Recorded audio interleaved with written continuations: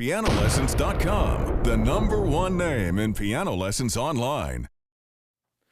Hi, I'm Nate Bosch, and today I want to talk to you about the famous 2-5-1 progression. It's a progression that's really used a lot in jazz. Now, what am I talking about when I say 2, 5, and 1? Well, if we take the key of C, the 2 is the chord based on the second note of the scale, D. And that is a minor 7 chord. It's D, F, A, and C. Now there's our 2 chord. The 5 chord is a dominant 7th chord based on the 5th note of the scale, which is G. And there we have the G7 chord.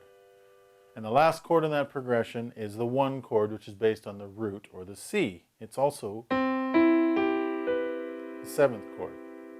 Now, when you're listening to these chords in any 2-5-1 progression, we're listening to the quality of the chord, and that is found in that 7th interval. We have the minor, D minor 7th, the dominant 7th, and then the major 7th in the 1 chord. So when I play it together, you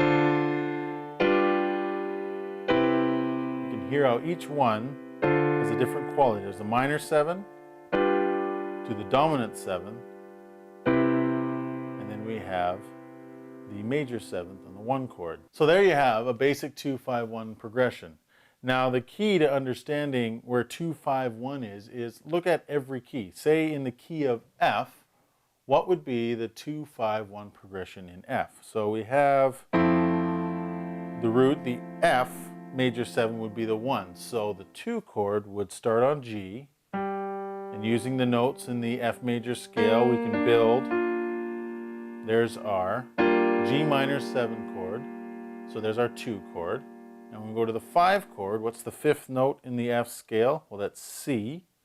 We know the 5 is the dominant 7th chord. Using all the notes in the F major scale, we come up with the C7. And then, like at the beginning, there is our F major 7. So 2-5-1 in F is,